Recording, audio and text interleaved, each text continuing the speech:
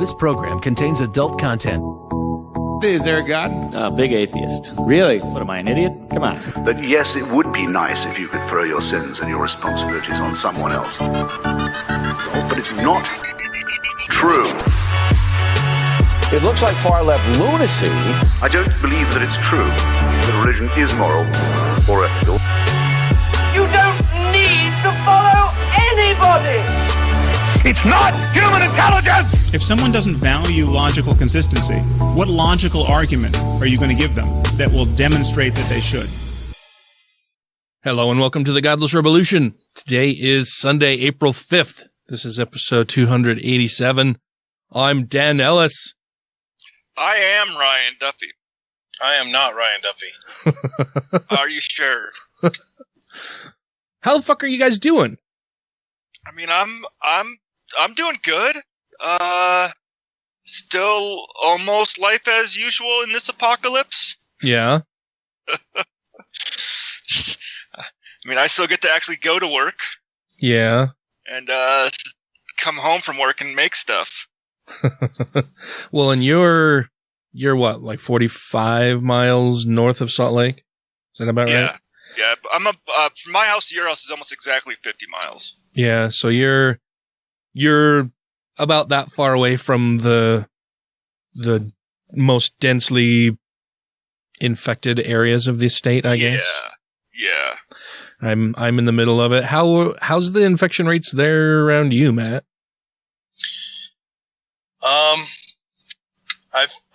I think it's just over 100. Just over 100 is all. And you're also right about 40 to 45 miles, but south of me, right? Yeah, something like that. South, yeah. Yeah. Yeah, and here, it's much more restricted, and I think people are taking it at least a little bit more seriously. I took the dogs out for a walk, what was it? I think Thursday evening or Thursday afternoon after work, and ran into a bunch of people like you would have no idea that anything wrong was going on at all. I took them to, we walked around this local park by my house here, and there were like old people out playing tennis on the tennis courts there. And there was a kid's birthday party at a house on my way there with people coming and going and signs out in the yard and the kids all playing out in the yard together and the parents all mingling together and hanging out. And I'm just like, this is bad. You guys are dumb. Yeah. What are you doing? What's going on? Well, they showed that video of down there in Orem of those people sitting out there at that apartment complex just playing volleyball, just having a good old time. Dude, I live right across the street from some brand new pickleball courts.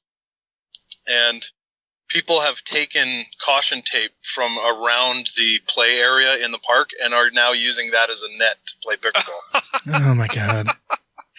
So they're taking the things that were meant to keep you out of the area and using them to sport. Yeah, there's a whole bunch of signs and caution tape saying all the courts are closed and everything, but... That's ridiculous. People in there with their fucking BYU shirts still playing. Good God, and we're approaching like 2,000 deaths a day now. Yeah. And I think, God, I haven't even looked at the numbers for a few days.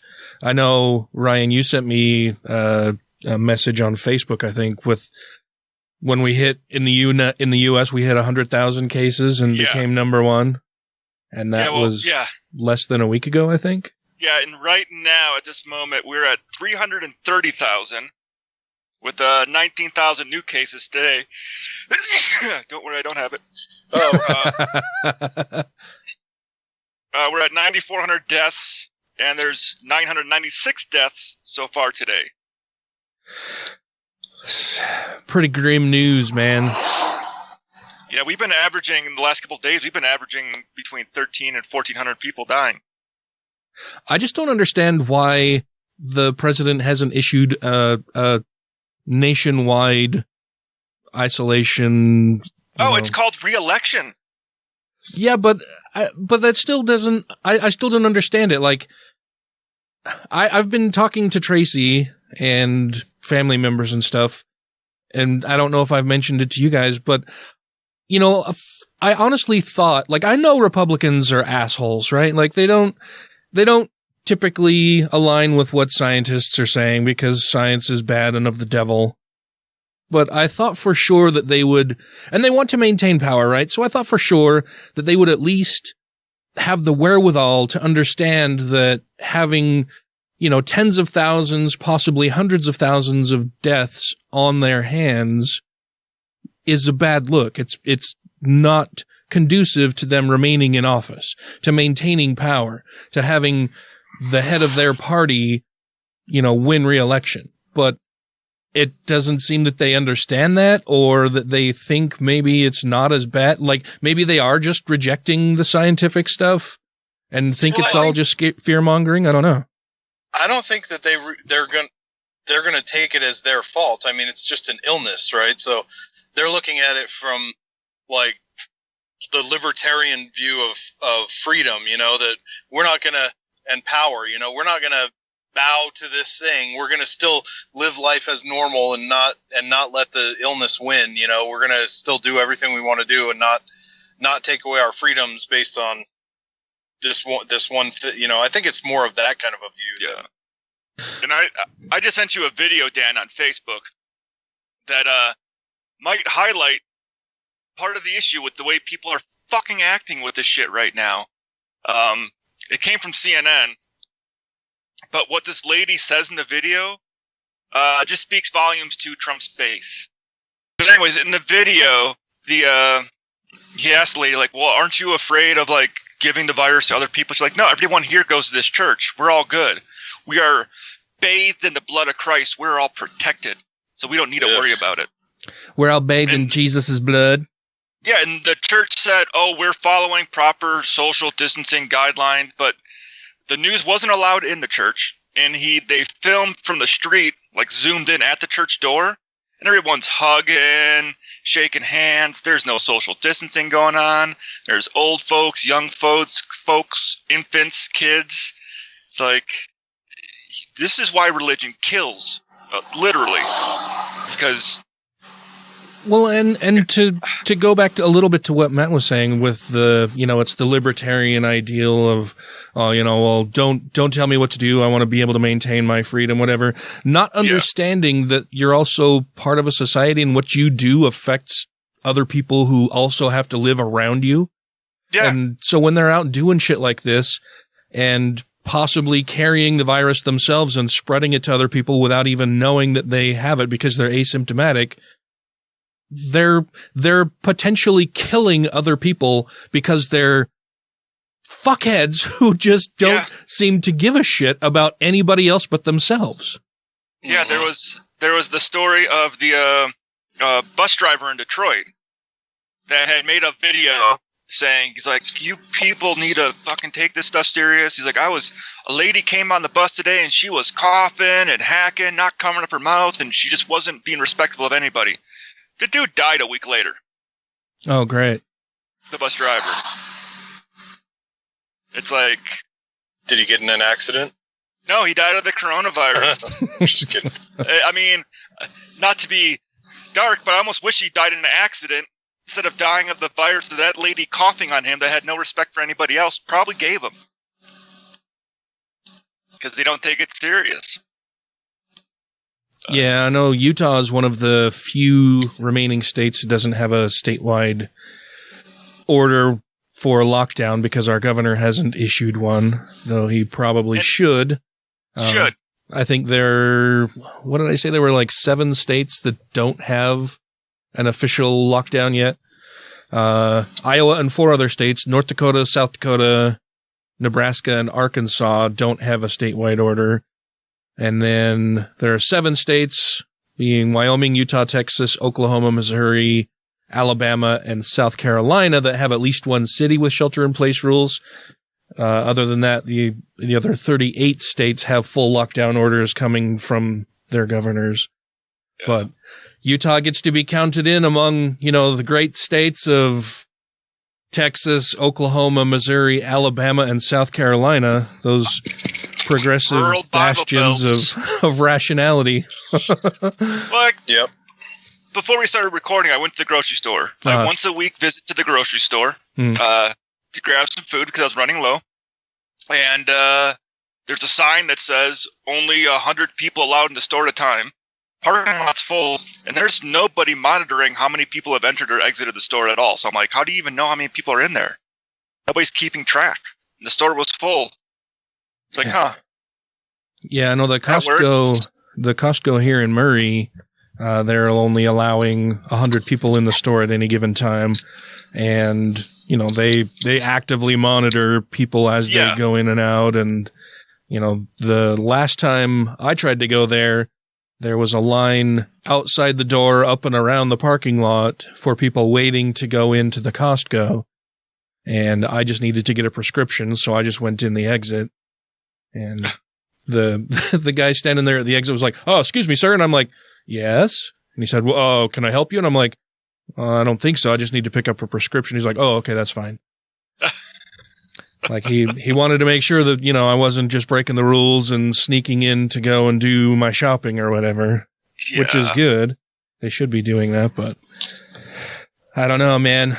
It's just, and we're not even at the peak yet, right? This is, I think what is most disturbing about Utah and these other states not having a statewide lockdown is that, like Matt said, they're waiting until things go bad, which is the exact fucking wrong thing to do. You should issue a lockdown before things get bad so that they don't get bad. That's the whole point of having a lockdown. Right. Yeah, it doesn't do any good if you wait until it's too late. Yeah. It's literally too late. It would be nicer if the outcome was, well, why did we get locked down? Nothing happened. Instead, like, oh yeah, we should have been locked down because shit's happening. Yeah, I mean, when lives are on the line, you want to be as cautious as possible, you would think, but so many people don't seem to understand that or get it. And I think we owe that in large part to our federal response to this, mainly coming down from on high, the fucking idiot who's in the White House, who keeps contradicting the scientists who are telling him what is the best course of action. Yeah, and the doctor that's telling him what the best course of action is has to have an extra security detail on him because people want him dead because he's not saying the same thing the president's saying. Yeah, because he's not praising dear leader enough and has the gall to actually contradict him within seconds of the president saying something stupid. Yeah. It's, I mean, that's it's like these people, it's like they really do just worship Trump. Like they think he is Christ returned or something. He's a total Messiah figure. I mean, why do you think he wanted it back open on Easter so he could be the Messiah? Have all of our beautiful churches open and people attending regularly. I just think it would be a beautiful thing. It'd be beautiful. It's wonderful. Look, our economy has risen. Did you guys happen to watch the John Oliver? I think it was the most recent one last week where he was talking about basically the way that we're handling our federal response or not offering a very good federal response is that, you know, you have a couple bad things that could happen. It's that so many people get infected and so many people die and that your economy is ruined. And the president is trying to make this argument that by, you know, self-isolating and people losing their jobs and it wrecking the economy, that's really bad. So we should stop the lockdown and let people get back to work. But then you're trading one bad outcome to get two bad outcomes, because not only then would you still have a ton of people sick and dying, you'd have more people sick and dying, but then those people who are sick and dying will also have a crushing impact on your economy. So it's not just that you may have a temporary lull in economic activity and a bunch of people unemployed for a while, and then, you know, eventually things can return back to normal. But then you're trading that outcome for an outcome where tens of thousands, potentially hundreds of thousands of more people die, and your economy still suffers for an even longer period because you're too short-sighted and fucking stupid to understand how things work. Mm-hmm. And just think of how much he's going to be able to say when this is all over with. Be like, look, record job creation, record low unemployment. Look at this now. Well, he's already doing that with people are dead. with the economy, right? Saying, oh yeah, the Dow Jones had the biggest upswing in the history of the Dow. I think it's happened a couple of different times since I'm president. Yeah, it has. It's had, I think of the 10 highest increases in the Dow, I think 5 or 6 of them have happened during Trump's presidency, and the top 10 downswings in the economy have, I think 7 of those have also happened during his presidency. Yeah. Like, it's these wild swings up and down. Yeah. Because the market craves stability, right? And he's the most unstable president we've ever had. Yeah, it's absolutely volatile. And that's how you get those massive upswings, especially multiple, is by having big crashes. It doesn't go from nice stable highs to record upswings. Right. That's not how it climbs. It's got to be climbing from the bottom, Yeah. Yeah, which is what has happened is that, he'll go out and say something horrifically stupid that sends the market tumbling, and then the next day he'll say something that seems somewhat like he knows what he's doing, and so the market rebounds, and he goes, look how great the market is doing because of something I said and did. Okay, but you're ignoring the shit you did that made it go bad in the first place. Yeah.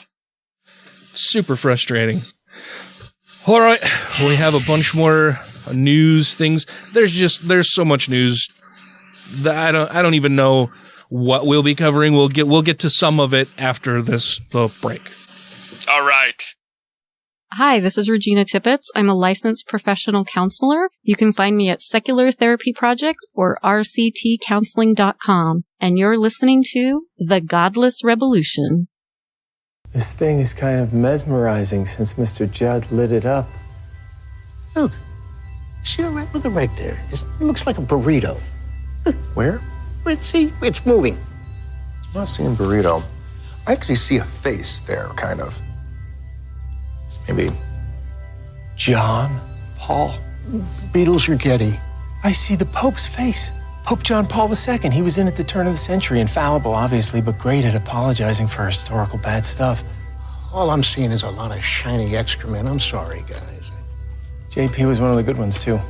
Wasn't even a Nazi in his youth. I'm just not sure a Pope would choose to appear in shit. Wouldn't he pick, like, motor oil or pancakes? Honestly, I see his face. Maybe I'll see you later, Mr. Pope. Since I guess I'm the only one who can. Rejoining the Godless Rebelution podcast now. Okay, we're back. So what have you guys, I know you're both still going to work. I'm still working, but I was mostly working from home anyway.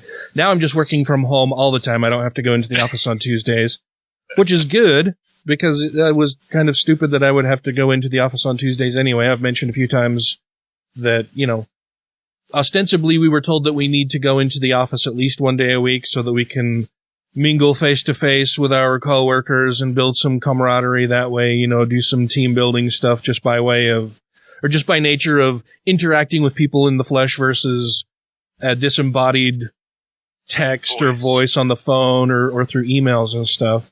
But useless.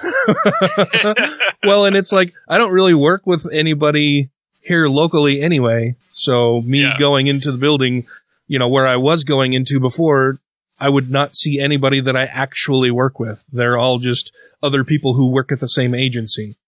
And so for me, it was a waste of time, but you guys are still going to the office and stuff. I know, Ryan, you kind of have to because you're a first responder. Yeah. And Matt, you're still doing it because the governor hasn't offered anything. And yeah, I'm essential, I guess. No. I mean, the one plus side is that we keep everything super sanitary, which is nice. I mean, but yeah, we really shouldn't be there because we do work in super close quarters with strangers. You can't put them in a bubble and just have them stick a limb out of the bubble. Yeah, I've seen some of those videos where like the tattoo gun is like on a stick, broomstick, and they're tattooing from across the room. I mean, it's just a joke. But yeah. Can't do that.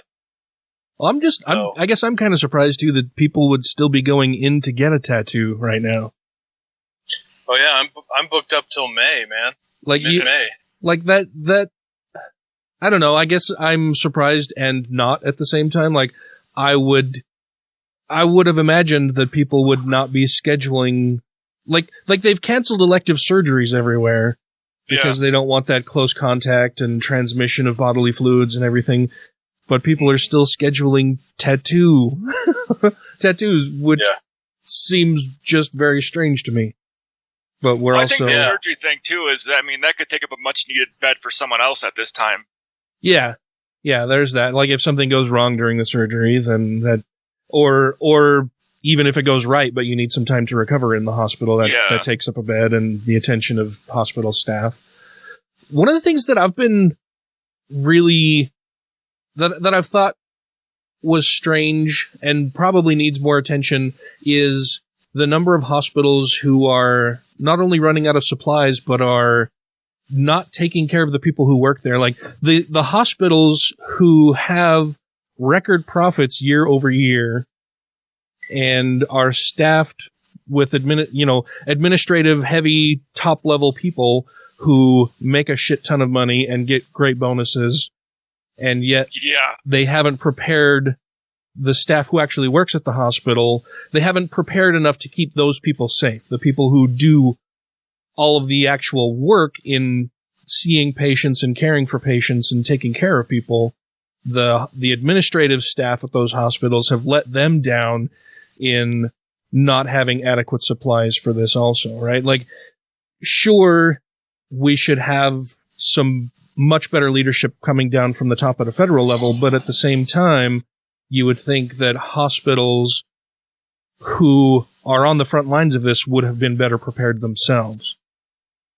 Imagine that. People at the top who don't know what the fuck they're doing. Yeah. And I would also think that, like, they would find a way to be able to test the people at the hospital more frequently. Like, the actual employees, like, because you keep hearing about stories of, like, doctors getting sick, nurses getting sick and dying. I read one story where the nurse actually had to trick the hospital into testing her for the COVID-19. It's like, you'd think you'd want them to be protected, but it's probably kind of difficult, but... Yeah. Have they changed anything about where you work, Ryan? I know when we spoke a couple weeks ago, you said that you guys are basically just self-isolating in your rooms. Yeah, we're still self-isolating in our rooms, but now we all got special identification stickers put on all of our IDs, where if we do not have that sticker on our ID card, we are not able to enter the base. And now when we enter the base, they're going to take our temperature each time. Oh, really? So if you're coming on base and you're running a fever of any kind, you won't be allowed on base. Wow. Now, Hill, the Air Force base, is doing the exact opposite. Their business is normal. They made everyone on base essential employees, and everybody came back to work. I was like, are you shitting me? Wow. Like, our base is a lot smaller. Like, they're shutting everything down in our base. The child development center's closed. The schools are all closed. Daycares are all closed. Everything's closed that can be closed. And now they're going to be like, oh, you're not essential to be on base. You're not coming on base. Yeah, it wasn't until, I believe on Friday, that the IRS here in the state finally shut down all IRS buildings. Yeah. You know, they previously had just been encouraging people to telework, you know, that if you could telework, you should, regardless of whether your manager had given you prior okay to do so or not. And then you know, trying to make sure that everybody had all of the necessary equipment so that they could telework. And then, you know, canceling the once a week requirement that you go into the office and basically limiting it to essential people who actually had to be in the building, who were not able to telework for one reason or another, whether they don't have the necessary equipment, or they don't have a space to do it at their home, or they don't have internet connection that is capable of doing so. Whatever the case may be, they still had people going into the building. And I believe on Friday was the day that they issued an order closing all of those buildings. And basically furloughing people or telling them that they can have emergency disaster relief leave while this is going on. See, and it sounds like Hill did the exact opposite thing. Like, we're having problems getting the ability for everybody to be able to telecommute to work, getting secured networks set up for them, and it was too much of a task to set all that up. So they just said, come back to work. It's too much of a hassle. Why don't you all just come into work and we'll deal with sickness and death as it happens? Yeah. All of about 30,000 of you that work on that base, just come back to work. We're going to make all of you essential so you're allowed to work. Yeah. Bullshit. It's not bueno, man. Nope. Not bueno at all. How are you guys doing with the isolation? It sounds like you're both still going to work, so you're seeing people on a fairly regular basis. For me, work sucks. Yeah. Like, we can't hang out. So it's 3 days of literally like sitting in a prison cell being like, hey, is anybody in the kitchen cooking? Okay, I can go cook right now. How are you guys coordinating that between each other? Pretty much walk in the kitchen. If there's more than 2 people in there, you wait. I'm just saying, sorry guys, hurry it up, would you? Yeah. And we can't have anybody in the station. So, like, we'll still get people coming by like, hey man, I need this. Like, you can't come in. Sorry, we're closed. You didn't get the memo? The contractors are still, like, doing small jobs and stuff on base. Yeah. But, I think I've only left the house, like, to actually go anywhere once in the last couple weeks, and that was to go to the store like 4 days ago. Yeah. And I think Tracy's left maybe twice, and that was both times just to go to the store, taking the dogs for walks and stuff. But yeah. Which I'm surprised gas prices haven't dropped. Like, the demand's got to be a lot less. Price per barrel is crashing. Our gas prices are still the same. Well, Trump said that he spoke to his good friend MBS to have him reduce production, that he talked to MBS and Putin so that they could hopefully work together, because I guess they're not getting along very well right now. And Trump was hoping to get MBS to slow production so that the prices would stabilize and gas prices wouldn't go down. Well, I want them to go down. Well, consumers of oil, sure, they want the prices to go down, but Trump has a lot of friends who own oil companies and refineries and stuff like that who want the price of oil to go up, not down. So, now, did you guys see what the owner of Texas Roadhouse did? I know I saw a headline, and I'm trying to remember exactly what it was, but no, I don't remember. He gave up his CEO pay for the year, so that way they'd have more money to pay employees. Well, that's very good of him, I guess, for a year. I mean, till it's over with. Yeah. But on the other hand, Jeff Bezos is starting a GoFundMe for Amazon. Is what now? Jeff Bezos is asking for donations to hire more people to work at Amazon. What? Yeah. Asking for donations to hire people? Yeah. Isn't he like one of the wealthiest people on the face of the planet? World. He could sell one of his $1 billion yachts, or just not buy another $1 billion yacht, and he'll be just fine. Yeah. I've not heard anything about this. Oh yeah. It was last week I saw where it was maybe 2 weeks ago now, where Amazon was asking for donations. Let's see if I can't find it. That's nuts. Yeah. I saw a tweet the other day that said, if capitalism's so great, how come every 10 years it has to be bailed out by socialism? Yeah. Oh. Yeah. Well, and we don't have a purely, I mean, of the two systems for sure, we're much more a capitalist society. And yeah. I think it takes probably a blend of a bunch of different ideas to actually keep things moving smoothly and equitably. Oh, I know, but that kind of nuance takes the comedy out of a tweet, though. Yeah, but here's the article from March 24th.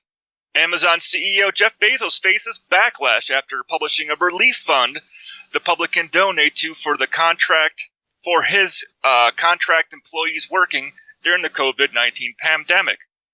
Amazon Relief Fund was created with a $25 million for the e-commerce company to assist its employees and partners, specifically those who are responsible for the necessary task of delivering all the products consumers order across the U.S. Yeah. Oh, awesome. Well, it's... Yeah, he got, thrown into the fucking dirt for it, 'cause it's like, are you fucking serious, dude? You're the richest person in the fucking world. And you set up a relief fund for your own company. Wow. That's like Walmart, telling its employees how to file for WIC claims and stuff like that. Yeah. Like, we don't pay you enough, and here's how you can, go to the government for assistance because we won't pay you enough money to lead a normal life and be able to support yourself and your family with a job that you have here. You'll need some outside assistance. Yeah. Amazon is worth $1 trillion, and Bezos himself is worth $114 billion. Jesus. Yeah, so here, like I said, Tracy and I haven't really gone out for anything other than to go to the store a couple different times. And we've got family scattered around, and Tracy's family, her siblings and mother, we've been having chats every so often, maybe a couple times a week, where we all just get on Zoom or Skype or whatever, and I've set a camera in our kitchen and I've hooked up my laptop to the TV in there, and Tracy and I just sit around. One night we played Yahtzee with Tracy's brother and sister-in-law.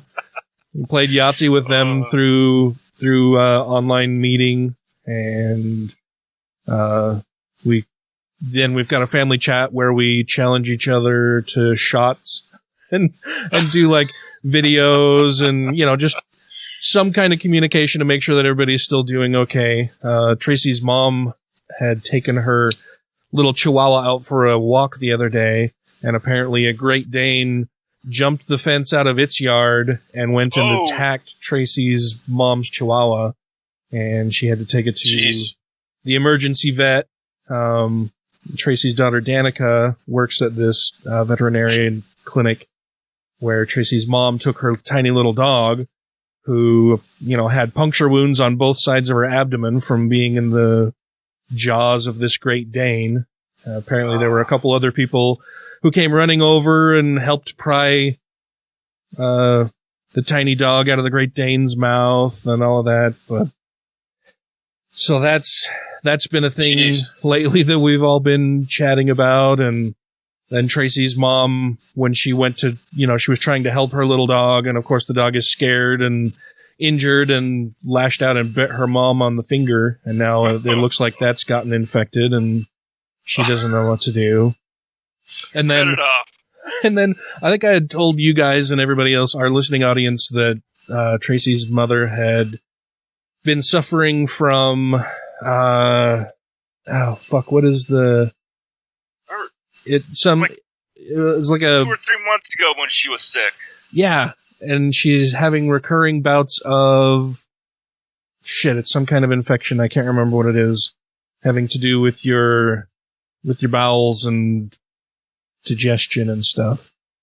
I just call that the shits. I can't think of the name of it right now, but it was really bad. Like, she's been hospitalized a few different times for it. And before COVID-19 breakout happened, she was planning on scheduling a fecal transplant as the final solution to try to help get over this illness that she keeps having rebounds for and ending up in the hospital for. And once this all came out, now they've told her that they're not scheduling elective surgeries like that, so she'll just have to wait. And so she's been having to stockpile antibiotics to stay on those until the outbreak ends, so that she can eventually go back in and have this fecal transplant done to help fix her issues. And she's terrified that that's not going to happen. And I just gotta say this though. When I first heard of fecal transplant, I was like, this can't be real. This has got to be like some medieval, like, 12th century medical practice where you're putting someone else's shit in your ass. And I'm like, oh no, this is real. Oh, yeah. It's like, we haven't found any better modern medicine to fix the bacteria in your gut besides the bacteria from someone else's gut. Yeah, it's kind of weird because even the people at the hospital, the doctors and nurses and everything that her mother has been chatting with about this, and I think it was Tracy who had suggested it to her mother as a possibility of, helping to correct whatever issue she has. I can't believe that I can't fucking think of the name of it that she's got. Anyway. Ulcerative colitis? No, it's some kind of it's like a nasty infection. Oh. But in your bowels. Anyway, yeah, all of the staff at the hospital, they all know that it is an effective treatment and that it works apparently in over 90% of the patients who come into them with this particular ailment who have a fecal transplant. It has solved their issue, right? They haven't returned with the same issue after the fecal transplant, but insurance companies still don't recognize it as a valid and widely adopted therapy for this particular illness that people have, that it's still viewed with a skeptical eye, even though almost everybody in the medical community does recognize it as a valid and life-saving treatment. It's just weird. And that's the insurance companies lagging behind, of course, everything. And I get it. I mean, they want to make sure that the things that they're paying for and, having their members go and have done to them, they want to make sure that it's something valid, that the insurance company didn't allow some quackery to happen that was injurious to a person who is covered through their medical insurance and their company. But at the same time, it seems like this has been around for a while, and maybe it's just a lack of studies on it or what. I don't know, but I mean, I've heard of people getting it, and then when I first heard about it, I was like, you gotta be literally shitting me. Yeah.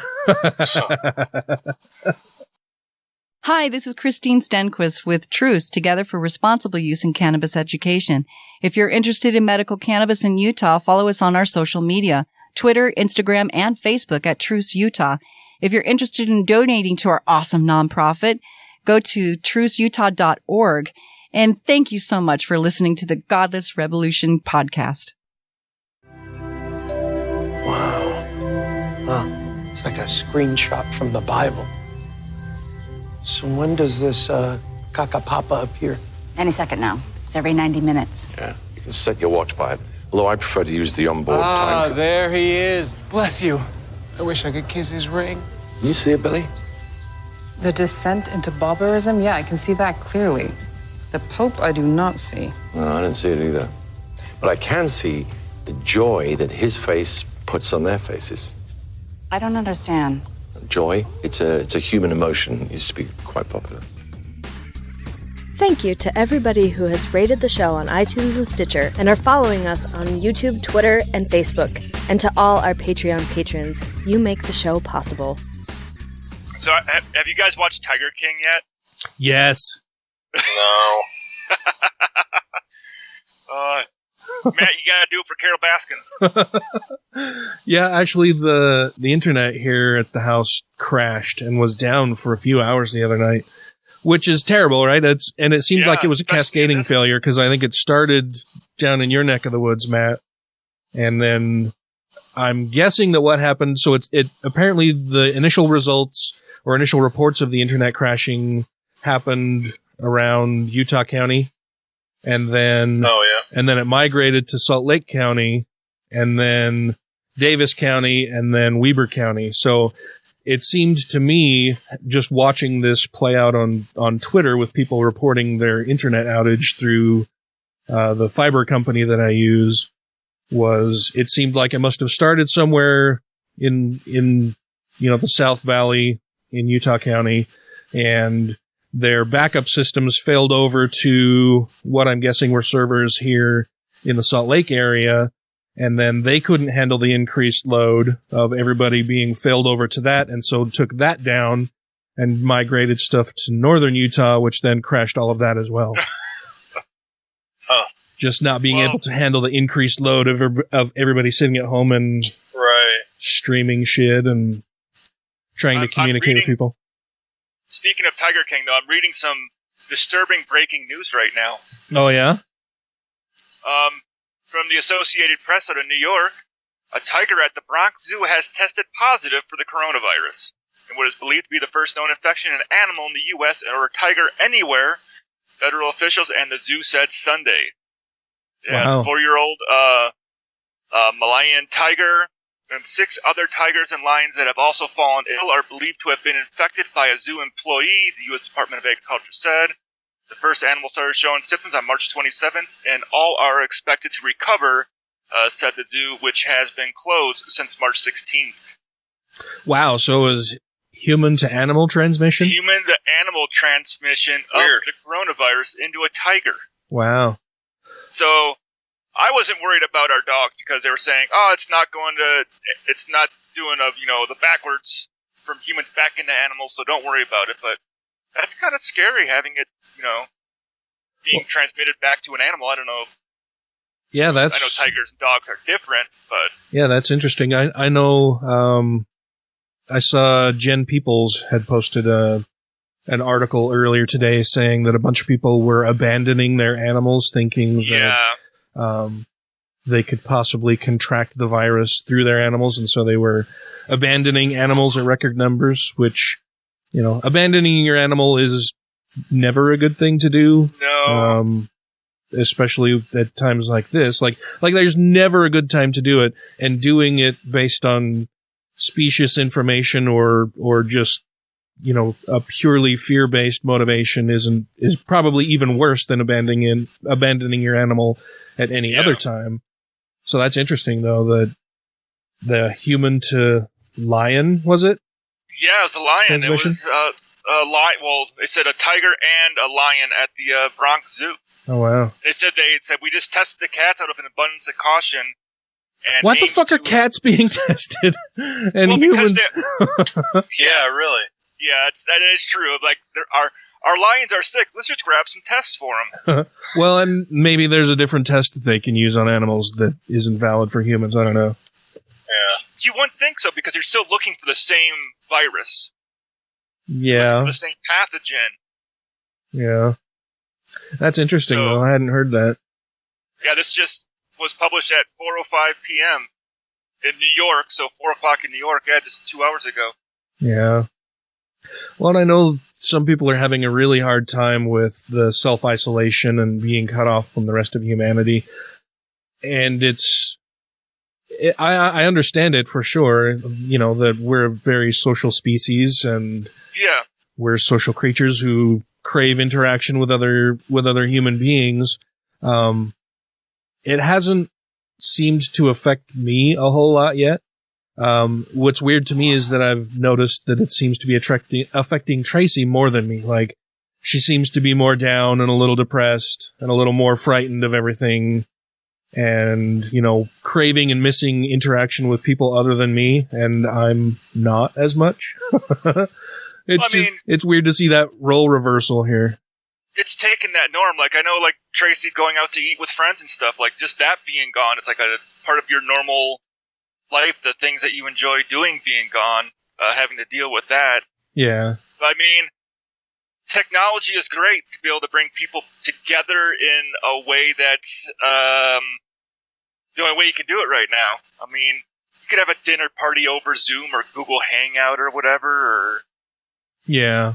Well, and I've seen a couple heartbreaking posts from some personal friends of mine who I know are just big-time social butterflies. And, they're single people who are social butterflies who love just getting out and mingling with the public and their friends and, going to concerts and bars and activities and dinners and all that kind of stuff.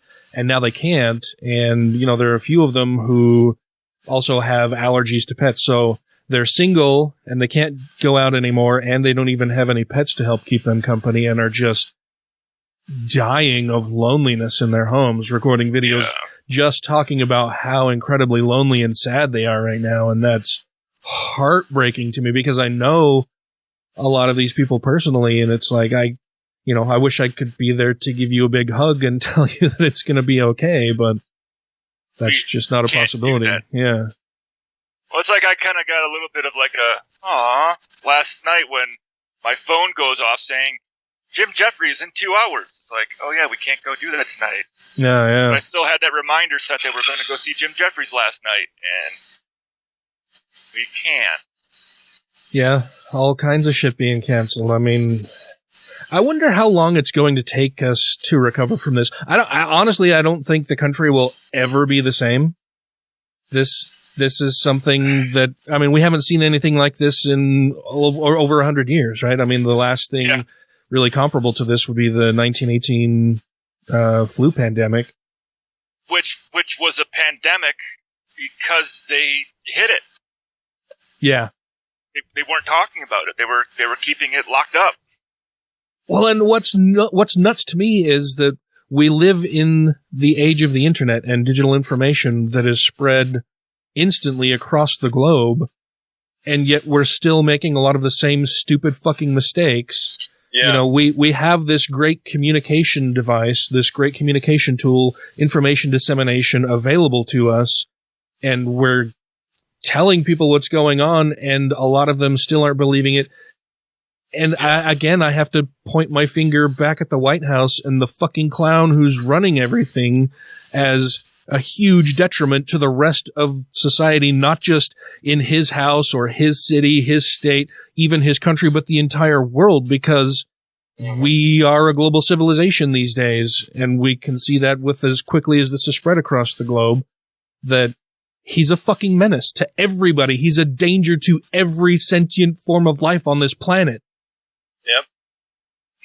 Including, apparently, lions now. I'm going to start calling him fucking Carol Baskins. And the sooner we can be rid of him, the better. Oh, but we'll have to wait until November to hopefully have that happen. What kills me is that his fucking approval numbers are at, like, the highest they've been. Yeah. Oh, I think he'll get reelected. Crazy. I know you're not worried about that, Dan, but I think he will. What the fuck? How is that a thing? How is it a thing that his approval numbers have gone up during this? I don't fucking get it. Solidarity. But solidarity how? Like, I don't understand. Like, we have one of the worst outbreaks. We have the largest number of cases in our country than any other country in the world. We're rapidly turning into, having tens of thousands, possibly hundreds of thousands of deaths here in the United States. And his approval numbers are going up. When we've got people, governors across the nation saying how terribly his administration is handling this, even Republican governors complaining about the federal response, and his approval numbers keep going up, and I don't understand why. Well, your argument has a critical flaw, and that is that it depends on Americans being informed. That's true. Like, I stopped watching the president's daily briefings. I'll actually watch Como more than I'll watch Trump. Yeah. Yeah. And I'll read what Fauci said, because he makes sense. We're just, I don't know, man. I don't know how much longer this is going to have to go on. I don't know how bad it's going to get. It's going to be worse. I mean, this last week was pretty bad, and it's going to get worse than that. I'm guessing June or July. Yeah. Personally. If they're forecasting the peak of this to be mid-April, you still got the downslope to get through. And in the meantime, we've still got a ton of fucking religious idiots who think that it's perfectly fine to congregate in large groups and go to church and do their regular worship shit.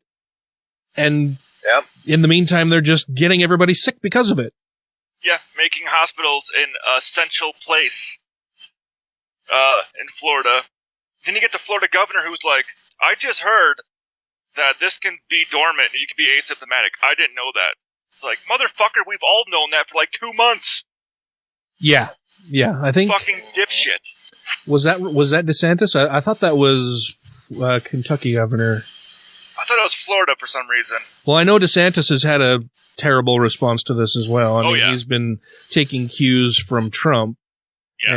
And he's a fucking racist idiot also, but I think I could have sworn it was the Kentucky governor that I was watching on the news the other day saying that, we just found out this week that this can, be transmitted by people who are asymptomatic and they can have it for, up to 2 weeks and not show any signs and be transmitting it to people all that time. And that's a very frightening thing. And so we're going to, change how we're doing things here. And it's like, no. We knew that in fucking January, you stupid motherfucker. Yeah. And then saying that he just found out when he was personally briefed about it, more than a month ago. Yeah. And just lying to the public about it. That's a whole other level of assholery. Yeah, I wonder what next year will look like because I saw that Dr. Fauci said this might become a seasonal thing. Well, and he's worried that we may have a rebound, that after we get over this initial hump, that people are so eager to get back to work and back to their regular social lives that we'll see another increase in cases again, if we release people from self-isolation too quickly. Yeah, that's why I think it's going to be closer to July because you can't be like, oh, numbers are dropping, we can go back to normal. So like, no, you got to wait for numbers to drop to like the bottom before even thinking about letting people go back to normal. Yeah, I gotta wait for that to level out. And you keep mentioning the Tiger King, and I know I'm kind of scatterbrained, and I jump all around here.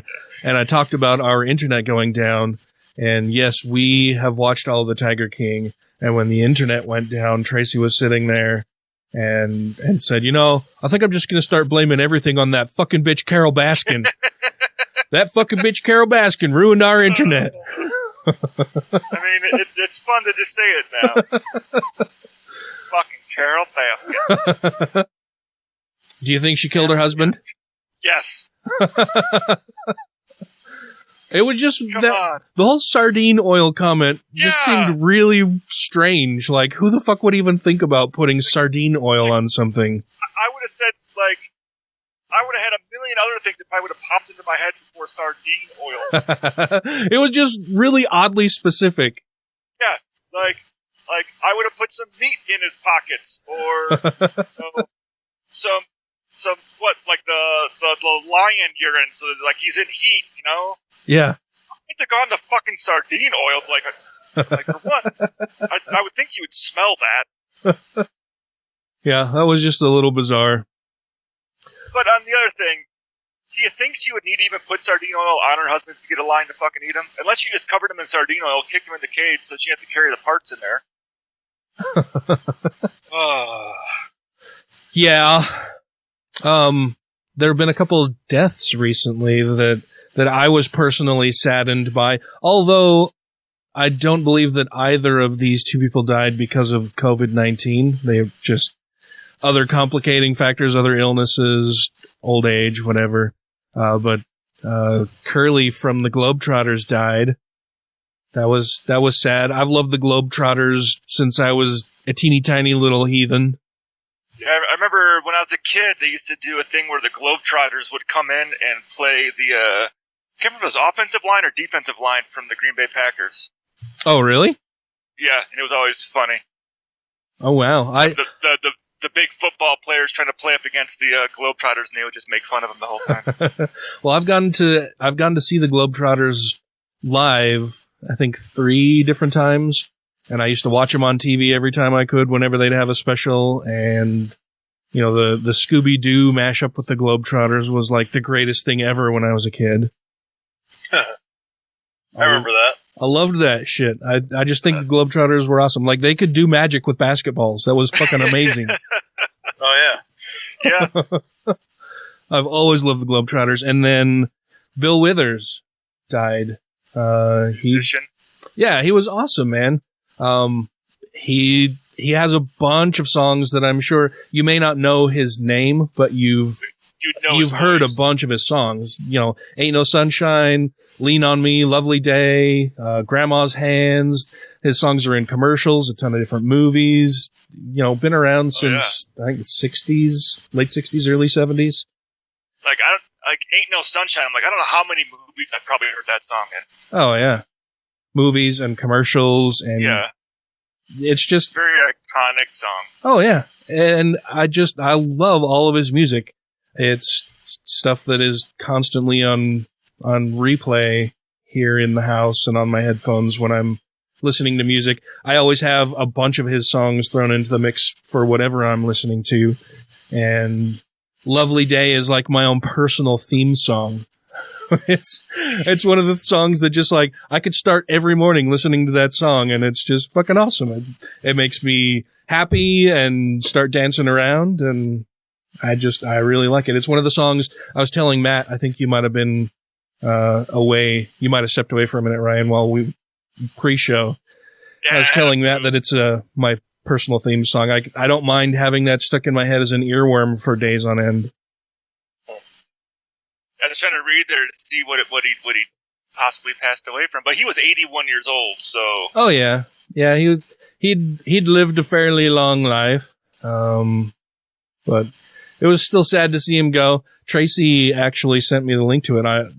It's one of those things where, because I like Bill Withers so much, I figured for sure I would have known of his passing before she did, but she apparently was just reading about it, you know, laying in bed, reading stuff and told me about it. And I was like, oh shit. It made me like, I actually cried a little bit when I heard that Bill Withers had died.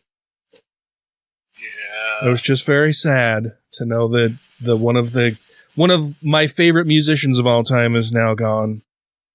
So we'll have to end the show with one of his songs. That'll be good. Hell yeah. It'll be a lovely day eventually, again, sometime. So I keep getting confused by your screen. Oh, yeah? I keep scrolling over because I got the two screens going on. I keep going over to scroll down the screen. Oh, that's not mine. It's getting strange for you. Hey guys, this is Brandy Hamrick. I'm from Charleston, West Virginia. Contrary to popular belief, we don't all fuck our cousins, and we didn't all vote for Trump. And you're listening to the Godless Rebelution. Are you into spiritual epiphany and poop? Then come down to Deck 5. It's like Woodstock down there, but Catholic. If you have questions, comments, concerns, compliments, corrections, criticisms, or concepts for content, contact the show via email at godlessrebelution@gmail.com, by text or voicemail at 330-81-REBEL, or Twitter the Twatter at TGR Podcast. Thank you! Well, I know that we've talked a little bit about the economy and how much it has suffered, and a lot of people, because of that, and because of COVID-19, are now out of work or reduced hours, or they just can't work at all because their job entails dealing with the public and the community where they live may be on lockdown. And that the number of unemployment claims have like blown previous records for first time unemployment claims out of the water. Yeah. Since we've been tracking it. Yeah. Or started it. Yeah. Since they started tracking for it.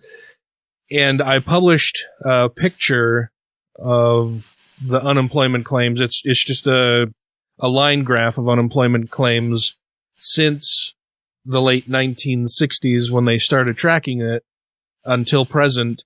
And there are a ton of people who, when they look at this graph that I posted, the line on the right at the end of the graph, which shows this huge spike in claims, I know that when I first saw this picture of the graph, I didn't understand at first, on first glance, that the line clear to the right of this graph isn't the border of this image. That is the new, number for, claims. Yeah, it literally goes wall straight up. Yeah. Yeah, it looks like the other border of this graph. Yeah. But it's not. That's just the new number of claims, which is shocking. I mean, I think the previous record was 600 some odd thousand claims, and the new record was almost 3.5 million. The good thing is, though, is that for the next 100 years, whenever we look at this graph, we will always know where Trump's presidency was. Yes. It'll be that one tall line. That's Trump right there. Oh God, I can't imagine how terrible things would be if he does win another 4 years in office.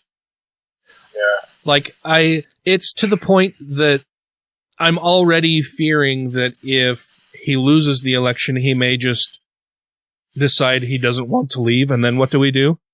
He'll just say, "Oh, I'm not gonna leave the White House." Yeah, we talked about that last time. What would happen? We've never had a situation where a president said, "Nope, not leaving." Yeah, we would do nothing about it.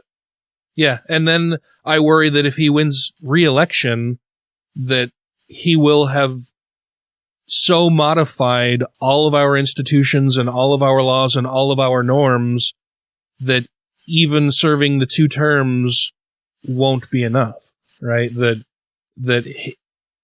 things will be changed to such an extent that it won't matter. He'll just become a dictator.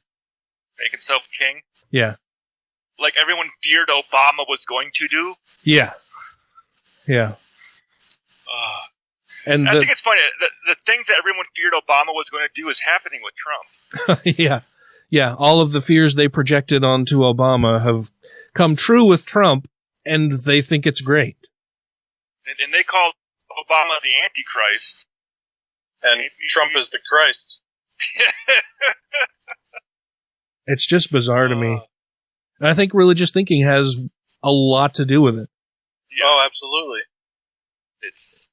It's all the worst parts of religion, there are bits of religion that you can point to and say, that it's not a terrible thing that people want to get together, that they want to have community. Yeah, have community, worship with each other, have social interaction, help each other, help other people in their congregation, have bake sales, and they get together for weddings and funerals, and it's a community for these people. And those aren't bad parts about religion. It would be great if people could find those things and organize those events outside of religion and having to buy into a lot of the superstitious bullshit and nonsense that comes along with religion. But, those things by themselves aren't inherently bad. But when you mix the religious aspect of all of it into it, where you view other people outside your religion as, there's a lot of othering that goes on throughout the various different religious faiths, and thinking that you have this personal line to the creator of all things, and so anything that you believe he's telling you is perfectly justified because he's the ultimate power and ultimate authority. And then that can lead you astray in so many different ways that it's a really damaging thing. And it's not like they're using the better parts of religion to rally themselves around this fuckhead who's in the office, who's in the White House. They're using all the worst parts of it, all of the othering, the xenophobia, the racism, the homophobia, the transphobia. All of the worst aspects of religion are what rally people to Donald Trump. They need to be more like furries. How so? They're an open, accepting community of people, and they don't try to influence laws. Yeah. And they're a group, they're a community. Yeah. They're tight-knit. I mean, that group of furries beat the shit out of that guy abusing that woman a few months ago. They stand up to bad people. I don't have any idea what you're talking about. Oh, you didn't hear about that one? How would we have heard about that? It made the news because there's a furry convention going on, and a car was driving past, and a lady was inside the car screaming for help. And they went over there to help, and the guy was trying to do something to this woman. They got the woman out of the car and beat the shit and held him there until the cops got there. The guy that was abusing the woman in the car. Oh, wow. So the furries rescued this lady. I had not heard that. Full furry costume. Wow. So it's interesting photos of a bunch of furries holding a guy to the ground. Like he's being attacked by a bunch of animals. Wow. Yeah, I had no idea. I had not heard anything about that at all. But I just thought of furries. I was going to go with LARPers, but I thought furries would be better for a community of people. that don't influence our laws or try to make shitty fucking rules. Huh. You just get on. You have their community. Huh. Yeah, trying to make a joke. Maybe it didn't land. It's harder to do jokes without you guys here. I think it did just as well as most of yours. Thanks, Matt. Yeah. Well, it's been a pleasure chatting with you guys. We'll have to do this again next week. We didn't have a show last week because I got so busy with stuff at work that I wasn't able to do a bunch of other stuff around the house throughout the week, and Sundays are hard because that's usually the day that I handle a bunch of shit around the house. And so we didn't have a show last week. And then, the audio issues and communication back and forth is a little challenging at this time, but we'll try to maintain this weekly thing. Yeah, I definitely miss getting to sit in the basement and do it together. Oh yeah, me too, for sure. But we gotta do what we gotta do. Yeah. Well, that'll wrap things up for us this week as we are now out of time. Before we go, though, I want to make sure that we thank our Patreon supporters. That would be Alan Firth, Christy Kalbach, Gaytheist, Stephen Andrus, Let the Meat Kofefi, Two Skeptical Chaps, Vanessa, Don't Be a Richard, Nico Gonzalez, Ollie Olson, Utah Outcasts, Wes Aaron, Andrew Vodopich, Jeremy Goodson, Brandy Hamrick, Jeff Peterson, Arthur Schwind, Megan Mitchell, Tim Jacobson, who recently increased his Patreon numbers. Thank you very much for that, Tim. Thank you, Tim.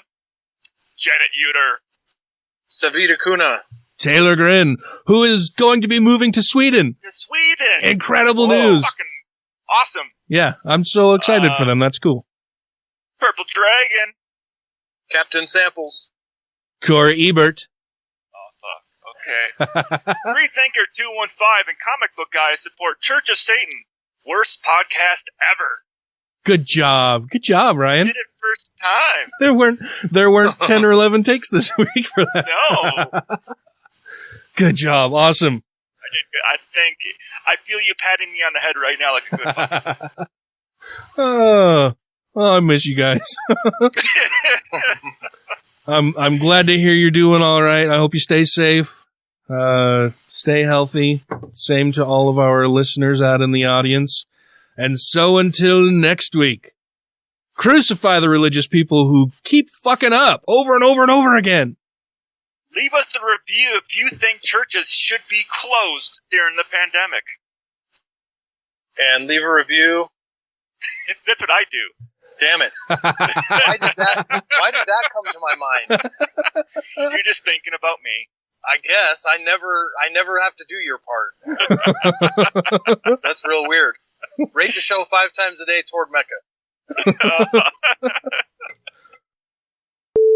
You know what I did? I heard something the other day yesterday that when you were talking about Outback, was it Outback or Texas Roadhouse? Texas Roadhouse. Yeah. Yeah. This guy buys a whole bunch of stickers that say actual size, and then he just goes around to restaurants' menus and finds pictures of little hamburgers and puts the stickers on there.